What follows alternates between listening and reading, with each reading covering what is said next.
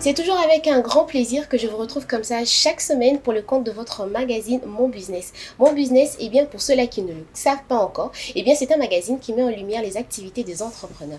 Et pour arriver à réussir dans tout ce que vous entreprenez, chers entrepreneurs, ou alors chers futurs entrepreneurs, essayez de rajouter la détermination. Eh bien, la détermination vous aidera à aller de succès en succès, sans doute ce que nous souhaitons à notre entreprise de la semaine, LMK, que nous allons découvrir à travers cet élément et nous allons nous retrouver tout juste après avec le numéro 1 de la boîte.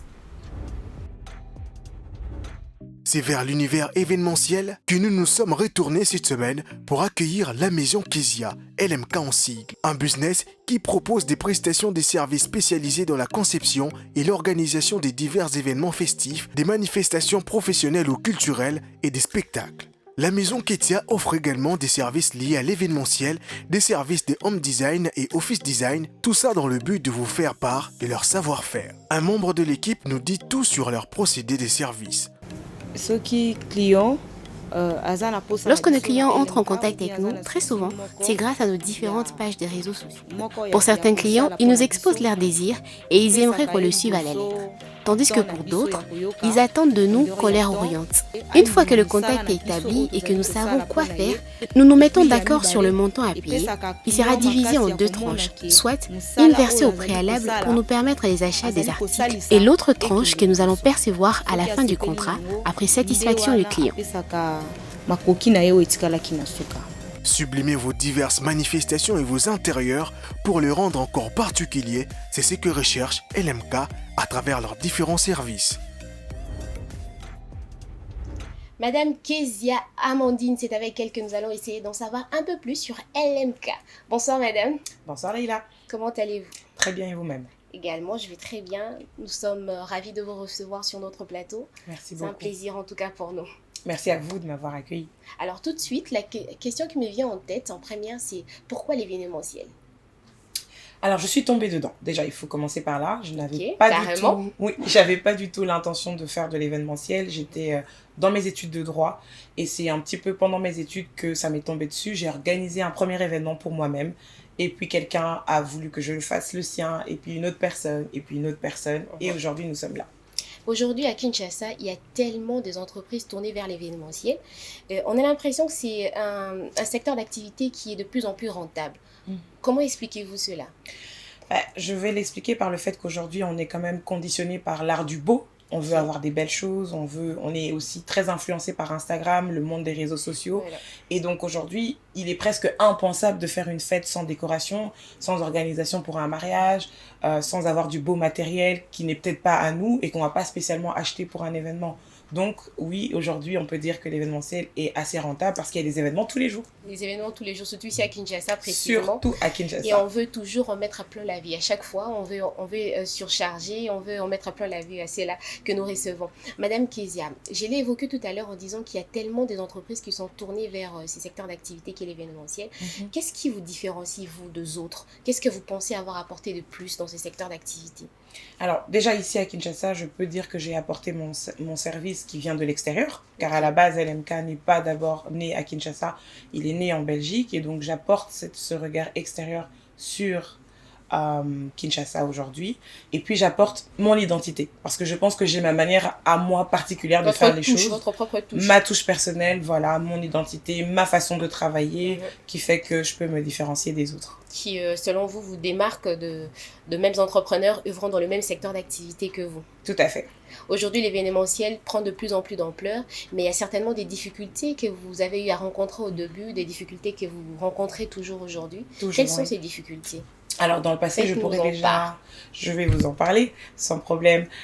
Premièrement, je peux dire la rentabilité. Je pense que ça reste le combat de tout entrepreneur, pas spécialement dans l'événementiel, mais tout entrepreneur a le premier combat, c'est de faire vivre sa société et que la société devienne une société stable qui génère de l'argent et que l'argent reste dans la société. Parce que le but, c'est pas d'en générer pour que ça ne reste pas. Il faut que ça reste. Donc, premier défi, je pense, la rentabilité. Ensuite, ici au Congo, on va dire la conjoncture aussi est une difficulté. C'est-à-dire que voilà, on peut aller dans un événement, pas de courant, pas d'eau, etc. Les embouteillages, je veux dire, on vit aussi avec tout ça et on essaie de s'accommoder chaque jour pour s'améliorer. Alors vous œuvrez non seulement ici à Kinshasa, mais également à Bruxelles. Exactement. Vous l'avez évoqué tout à l'heure vous-même. Oui. C'est quoi la différence entre les deux marchés, Kinshasa et Bruxelles? Alors, en Au premier niveau de lieu, votre secteur d'activité? oui, bien sûr. Alors, au niveau de l'événementiel, je pourrais dire que la première chose, c'est déjà ici la communication qui est différente. Ok. Premièrement, j'ai rencontré un peuple ici qui aime beaucoup le bouche à oreille, le j'ai vu, Namoni, voilà. Alors qu'en Europe, c'est plus les réseaux sociaux, les gens sont sur leur ordinateur, c'est plus des sites internet et tout ce qui est Instagram et tout ça. Et puis, deuxièmement, je pourrais dire aussi qu'il y a tout ce qui est, comment dire, la mentalité aussi, sans le dire de manière offusquante, mais la mentalité est différente en fait. Ok. Ici, on est plus dernière minute, on est last minute, alors qu'en Europe, ben voilà, les gens planifient leur mariage 3 ans à l'avance. Mhm. Donc on est aussi dans une différence de mentalité. Alors, quelle est selon vous le 3 qualités à renfermer pour arriver à réussir dans ce secteur d'activité qui est l'événementiel? Il faut avoir un grand cœur, Un grand cœur. premièrement. Il faut être patient parce que vous n'allez pas toujours rencontrer des personnes qui ont les mêmes éducations que vous aussi. Donc, quand on est au service de l'humain, il faut se dire que la patience doit faire partie de nos qualités requises. Et puis, user de créativité aussi pour rester dans le secteur, se renouveler et pouvoir apporter du nouveau chaque fois. Mais cela n'empêche qu'il y a toujours la concurrence qui règne tout autour. Bien et sûr. d'autant plus ici, à Kinshasa. Bien parce qu'il y a sûr. tellement d'entreprises qui sont liées vers ça. Mhm. Comment arrivez-vous à gérer votre concurrence? Bon, déjà, les concurrents les plus proches que j'ai, je m'en rapprochais. Donc déjà, ce sont des personnes que je connais, que je côtoie et avec qui je peux même travailler sur des événements. Il peut se faire qu'on soit 2 sur un événement, j'appelle l'un Ah, ok. et on s'appelle mutuellement. Donc on est, j'aime pas dire concurrents, on est plutôt des alliés. On sait ce que l'un l'autre fait et quand il faut travailler ensemble, on le fait. Alors, qu'est-ce qu'il faudrait faire selon vous pour arriver à briller au fait dans votre secteur d'activité? Qu'est-ce qu'il faudrait mettre en avant-plan pour arriver à briller?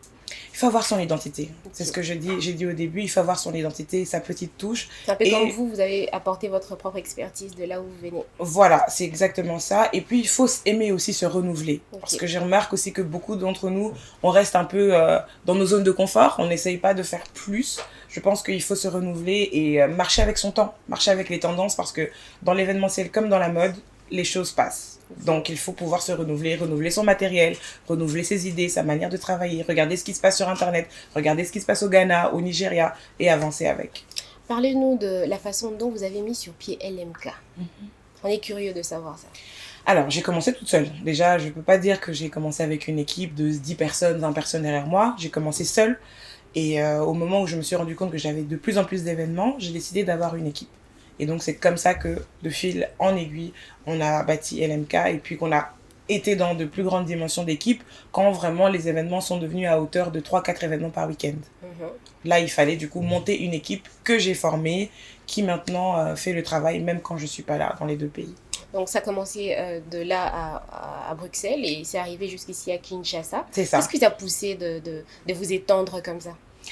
Le confinement. Le confinement. Le confinement, mais en même temps aussi le Kinshasa, le Congo, c'est mon pays d'origine et j'ai toujours venu ici en vacances. J'étais là chaque vacances pour voir mes parents parce qu'ils habitent ici. Donc en soi, je savais déjà que j'allais faire quelque chose au Congo. En même temps, je vais pas faire autre chose que ce que je fais déjà. Donc je continuais de faire l'événementiel. Et puis en même temps, après le Covid, je me suis dit, l'Europe n'a plus trop d'opportunités comme on pouvait le penser. Et donc pourquoi pas développer ce que j'ai déjà bâti en Belgique ici. Est-ce qu'il y a une différence au niveau du prix ici et à Bruxelles Alors, par oui, rapport à forcément. votre tarif? Oui, forcément, les prix sont par rapport aux conjonctures, donc ça c'est tout à fait normal. On tarif ici en dollars, là-bas c'est en euros, c'est pas la même chose. Mais en même temps, nous avons quand même une façon de penser chez LMK qui est essentielle de spécifier que nous faisons des prix sur mesure et que ce ne sont pas des grilles tarifaires. C'est-à-dire que moi je pars de votre événement, je le prends comme un projet, j'entends ce que vous avez à me dire, j'entends vos idées, ce que vous voulez faire et votre budget, et en adéquation à ça, on fait votre événement. Ou Et- pas, parce que parfois je refuse aussi. Ok, d'accord.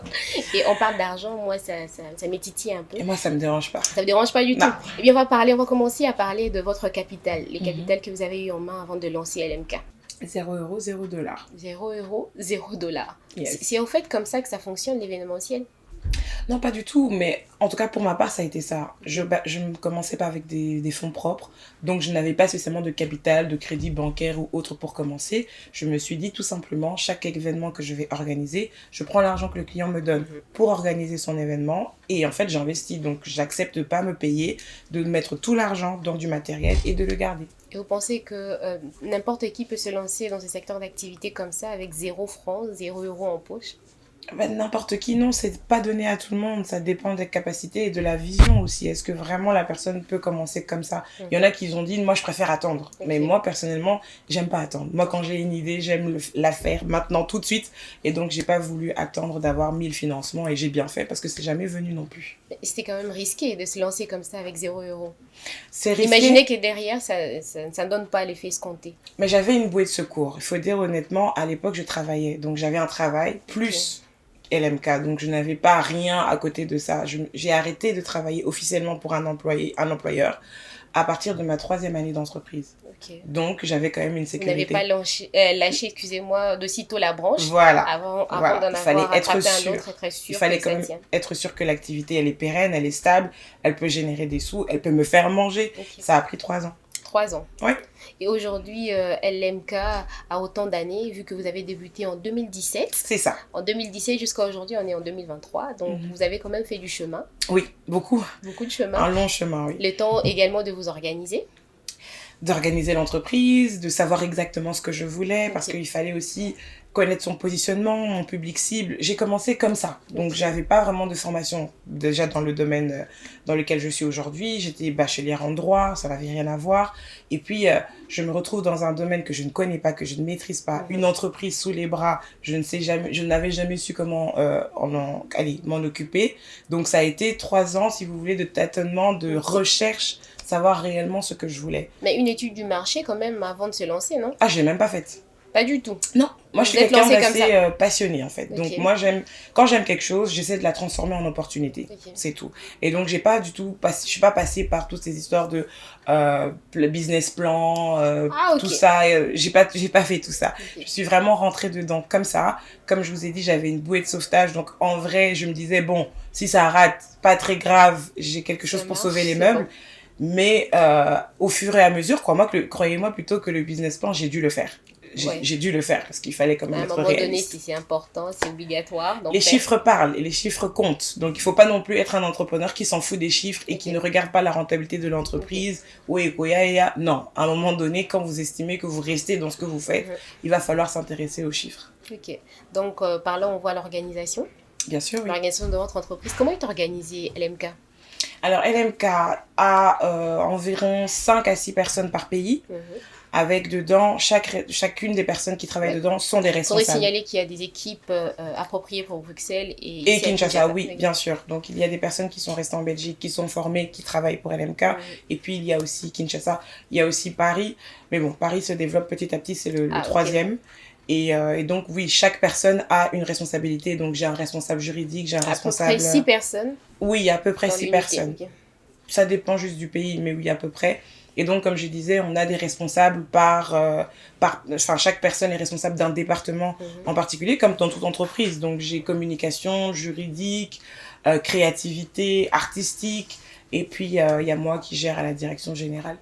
Vous qui gérez à la direction générale. Oui. Est-ce que vous arrivez comme ça à mettre votre grain de sel en ce qui concerne la comptabilité de votre entreprise? Mon grain de sel, non, puisque j'ai un comptable quand même qui est là pour gérer. Même pas pour le réinvestissement, même pas pour l'épargne? Si, parce que au final, il est quand même censé écouter mes idées. On travaille en binôme. Donc, je lui propose mes idées. Il me dit si c'est faisable ou pas par rapport à ce que la société a à ce moment-là. Mais évidemment, c'était pas facile au début. Parce que voilà, comme j'ai dit, j'étais solo entrepreneur. Donc, je travaillais toute seule pour mon entreprise. Quand j'ai dû rajouter cette personne-là, puisqu'à un moment donné, j'ai eu les moyens pour avoir ce professionnel à côté de moi, il a fallu quand même de la discipline de ma part pour accepter qu'il fasse son travail et qu'il me dise quoi faire au niveau des chiffres. Parce que les chiffres ne montent pas. Donc, on peut bien être dans l'utopie de « j'ai réussi, je vis ma vie de boss lady », mais si les chiffres ne suivent pas, ils ne suivent réellement pas. Donc, voilà. J'ai dû l'intégrer et aujourd'hui, ça va mieux. Aujourd'hui, ça va mieux. On vous souhaite en tout cas d'aller comme ça de mieux en mieux dans votre entreprise qui est LMK. Madame Kezia Amandine, on a parlé de l'organisation de votre entreprise. On va également parler de différentes formations que vous offrez parce que dans l'événementiel, vous offrez plusieurs branches au fait. Il y a la formation, il y a également le home design, il y a le office design.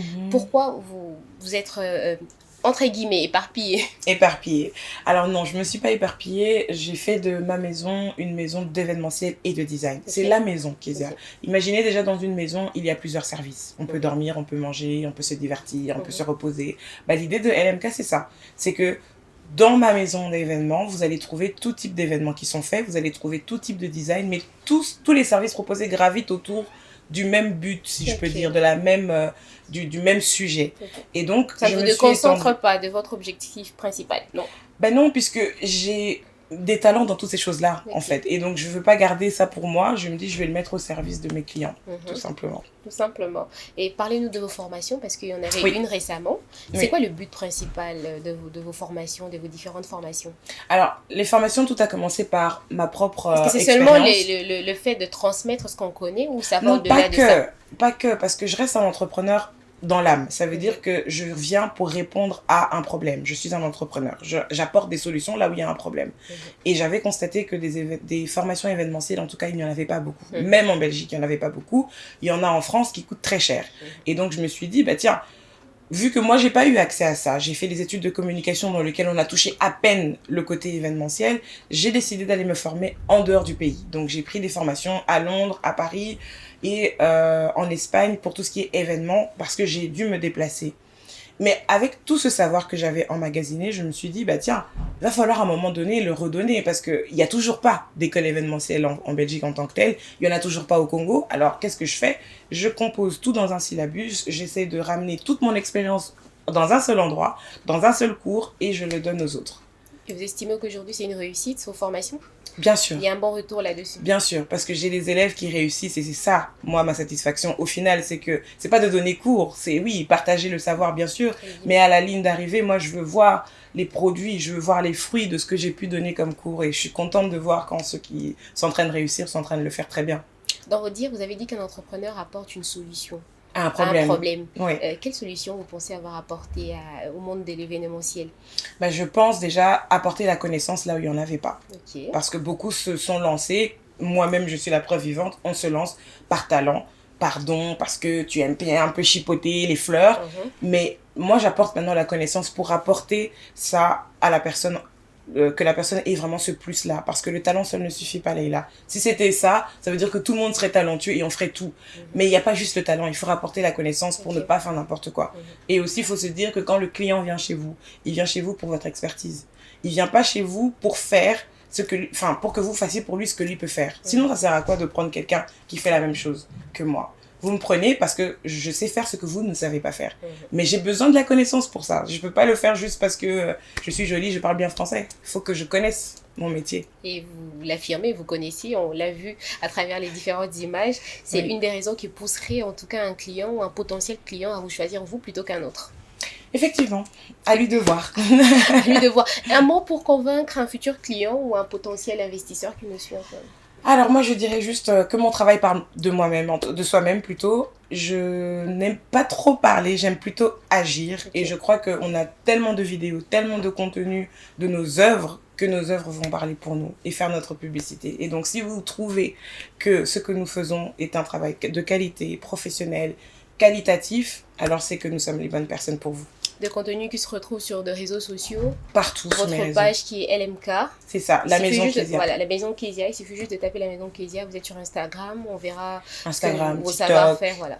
Snapchat, Twitter, on est surtout LinkedIn aussi pour tout ce qui est corporate, on est beaucoup là-bas. Et évidemment, on a aussi notre site internet. Oui, évidemment. Eh bien, n'hésitez pas à contacter LMK pour leur service. Avec les retouches particulières. Madame Kezia Amandine, parlez-nous de vos perspectives d'avenir.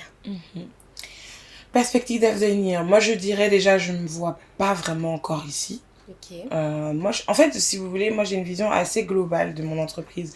Je n'aime pas aussi m'ennuyer. Je suis quelqu'un qui n'aime pas la monotonie. Et donc, je me dis, ok, là, ça fait déjà presque 3 ans que je suis à Kinshasa. Je me verrais bien conquérir un autre pays. Et puis encore un autre. Et puis encore un autre. C'est un peu ça le but. C'est-à-dire vous étendre internationalement. Voilà. Je parle anglais aussi, donc je vais certainement me déployer dans le monde anglophone dans les années à venir. Mais l'idée n'est pas de faire de la monotonie, c'est d'apporter LMK un peu partout. Globally, si on peut dire ça comme ça. LMK, c'est une entreprise qui est tournée vers l'événementiel, Oui. principalement avec votre touche particulière. Vous êtes actuellement installée à Bruxelles, mais également ici à Kinshasa. Oui. Vous arrivez à gérer. En tant que femme, c'est vrai qu'on ne va pas rester dans les stéréotypes. En tant que femme, est-ce que c'est facile à arriver à gérer une entreprise qui est basée comme ça dans 2 pays différents, 2 organisations différentes? C'est facile en tant que femme?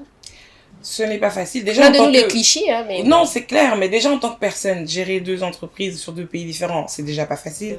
Mais en étant femme qui donne des ordres, c'est pas facile. Et en plus, je travaille qu'avec des femmes. C'est encore pas facile. C'est une stratégie pour... Oui, moi je préfère les femmes. Laquelle vous avez opté de travailler avec des femmes? Oui, je préfère, ça m'évite des soucis de machisme et de ceci, de cela. J'ai pas envie de rentrer dans ça. Du coup, je préfère travailler avec des femmes. Et puis, à vrai dire aussi, sans avoir même fait une ségrégation que je prends ça, je prends pas, généralement ce sont les femmes qui m'approchent pour travailler avec moi. Okay. Donc au final, c'est comme ça que ça s'est passé. Mais c'est pas facile non plus parce que vous savez très bien que les chichis entre les femmes, voilà. Il y en a très souvent, mais non, c'est pas facile. Ici à Kinshasa, vous avez ouvert juste après Bruxelles. Quelle relation vous avez avec les entrepreneurs d'ici? Écoutez, on s'entend bien, de manière générale, ça se passe assez bien, mais j'ai remarqué quand même qu'il y a ce côté de la femme qui doit être un peu en position inférieure. Je demande pas l'égalité en tant que telle, je suis pas féministe à 100%, parce que je pense qu'il y a de l'équité qui doit y avoir, mais je trouve, j'ai rencontré beaucoup de personnes ici, beaucoup d'hommes qui ne veulent pas recevoir d'ordre, qui ne veulent pas qu'une femme dirige quelque chose. J'ai rencontré ça beaucoup ici, que je n'avais peut-être pas vu ailleurs.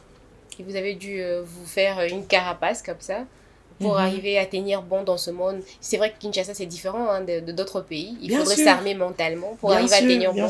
Surtout les femmes qui œuvrent dans l'entrepreneuriat. Surtout. Eh bien, Madame Kezia Amandine, vient à présent le moment pour vous de répondre à la question de notre invité précédent.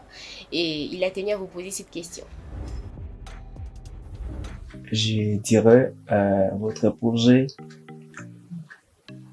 rapportera quoi à l'État congolais si l'État congolais s'est décidé de vous financer? Et pensez-vous que votre projet sera un projet qui pourra répondre aux besoins du peuple? Voilà, c'est un peu ça. Alors, Madame Kezia Amandine, que répondez-vous à la question de Monsieur Joseph Kabamba, il est CEO des Beignets Delicious? Alors moi déjà je dirais que moi ce que je peux apporter au peuple congolais c'est la connaissance et l'éducation. Parce qu'au final... la connaissance et l'éducation à travers les formations, à travers ce que nous sommes en fait. Parce que nous représentons... Les formations c'est moi, les formations sont là mais je suis les formations aussi. Tout se passe dans mon cerveau et je le transmets.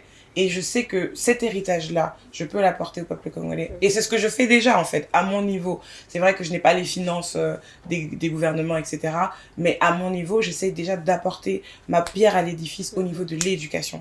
Et je travaille beaucoup avec les jeunes filles parce que je veux leur montrer qu'on peut travailler, qu'on peut faire des choses. Il y en a beaucoup qui me suivent et qui sont sous mon aile parce que je veux leur montrer que avec 0 €, 0 $, comme on a dit tout à l'heure, on peut faire quelque chose. Et ce qu'on sait, on peut le transmettre aux autres. Donc moi, c'est ma pierre à l'édifice, à mon public, à mon peuple et à mes compatriotes aussi. Vous êtes à un moment déjà dans ce monde d'entrepreneuriat. Quelle définition, à travers votre propre expertise, quelle définition vous êtes arrivé comme ça à vous faire de l'entrepreneuriat et cet univers de l'entrepreneuriat? L'entrepreneuriat est un chemin périlleux, mais la balade en vaut la peine. Ah, j'aime beaucoup. Ça, c'est ma définition. Un chemin périlleux. Périlleux, vraiment. Plein de roches, de ronces qui font mal, plein de petits serpents, mais la balade, elle en vaut la peine. À la fin de la journée, je reste satisfaite, malgré tous les couacs de la journée. Ça vaut la peine. Et par là, on entend qu'il faudrait renfermer certaines qualités, comme ça, pour arriver à tenir bon? Oui, bien sûr. Vous pouvez nous en citer 3, comme ça? 3 qualités, je dirais... Persévérance, parce que ça sera jamais facile. Il faudra toujours se donner une raison de se réveiller le matin, le lendemain. Vous voyez, la persévérance. Je dirais, deuxième qualité, ne pas oublier d'avoir un grand cœur, le côté humain. Parce que beaucoup s'oublient dans le business en se disant c'est que du chiffre. Alors que non, je crois fermement que c'est dans l'humain et c'est avec l'humain que nous travaillons. Donc c'est dans l'humain qu'on investit aussi et que quelque part, il faut aimer ce qu'on fait. C'est pas juste se dire je veux faire 3 000 $. C'est aussi se dire que si la personne ne me parle pas comme il faut, si la personne m'a traité d'une mauvaise manière, je continue demain de travailler pour d'autres personnes. Donc c'est deuxièmement ça. Et troisièmement, je dirais la créativité aussi est une qualité pour se renouveler, en tout cas, parce que se renouveler, ça demande de la créativité et il faut le faire au quotidien. C'est pas juste se dire je reste dans ma zone, je me cantonne dans ce que je sais et je reste dans ça. Pour vous donner même un exemple, c'est que mon cours change chaque année. Parce que chaque année, j'apprends des nouvelles choses. Et j'estime pas porté sur le même chose. Voilà, je peux pas donner le cours de 2023 en 2024. Pour moi, l'année est passée, ça veut dire que c'est du renouveau. Et donc, je dois pouvoir renouveler mes forces, mais comme je renouvelle mes cours, comme je renouvelle ma façon de donner cours et d'enseigner ce que je sais aux autres. Tout à l'heure, au début de l'émission, lorsqu'on a parlé de capital en main pour arriver à lancer votre affaire, vous avez dit que vous étiez allé comme ça, avec 0 € en poche. Je suis pas un exemple de bonne organisation. Voilà, non, on avait compris là-dessus. Pardon. On avait compris là-dessus. Mais en partant de ça, c'est-à-dire de 0 € jusqu'à aujourd'hui, à combien estimez-vous votre avancée, vu que normalement, il faudrait avoir une avancée, étant donné que vous avez commencé de rien. Alors, déjà pour moi, on n'est pas encore au maximum de nos capacités. Hein. Okay. Je suis sûre que dans les prochaines années, LMK sera vraiment beaucoup plus loin et plus global, comme je l'ai dit. Mais là, je dirais 35%. 35% de croissance. Okay. Et 35% de nos capacités aussi. Ce que j'aime bien le dire, c'est que pour moi, je n'ai pas l'impression d'être arrivée quelque part. Je suis encore en processus et j'essaye de tendre vers les 60, 70, 80 et puis après, voilà. Et quelle stratégie justement utilisez-vous pour arriver à évoluer comme ça dans le temps, arriver à tenir bon? Je dirais, c'est chaque année, on fait un brainstorming déjà en début d'année. Avec mon équipe, on est justement là pour ça, ensemble. On fait un brainstorming, on essaie de développer des idées qu'on n'a pas développées les années précédentes plutôt, et de voir ce qu'on peut faire de nouveau. À chaque fois, c'est toujours la même chose. On veut faire des nouvelles choses. Et comment les faire? Et qui atteindre? Parce qu'au final, notre public, il s'agrandit. Je ne sais pas si vous voyez, la clientèle s'agrandit. Mais on veut aussi sélectionner cette clientèle qui va nous suivre et qui va pouvoir accepter ce qu'on va leur proposer comme projet. Et donc, c'est vraiment sortir de tous ces sujets pour arriver à ramener chaque année quelque chose d'autre et faire des pas en plus. Vous pensez que vous avez des clientèles cibles ou alors bien sûr. Vous êtes ouvert à tout?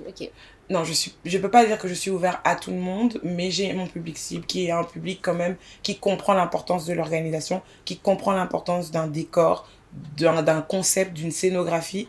Et donc oui, ça implique d'écarter malheureusement certaines personnes, mais c'est pas parce que je veux pas, c'est parce que j'estime que le travail que je fais est tellement qualitatif qu'il faut vraiment que la personne puisse le recevoir et le comprendre. Et malheureusement, quand on est dans un mauvais public cible, c'est nous qui sommes frustrés, c'est nous qui sommes tristes à la fin de la journée parce qu'on se rend compte qu'on a fait plein de choses et que la personne n'a rien remarqué. Okay. Voilà. Non, on vous comprend Ça fait mal. On comprend à ce niveau-là. Madame Kezia Amandine, c'est à présent votre tour de poser une question à notre futur invité. Alors, je lui demanderai, où se voit-il, il ou elle, dans 5 ans? Et est-ce qu'il estime que le chiffre d'affaires qu'il a généré a pu être une plus-value pour le développement congolais? Pour le développement congolais. Très belle question. Merci, Madame Kezia Amandine, d'avoir été avec nous. C'est un plaisir. À travers votre question que nous mettons fin à ce numéro de Mon Business.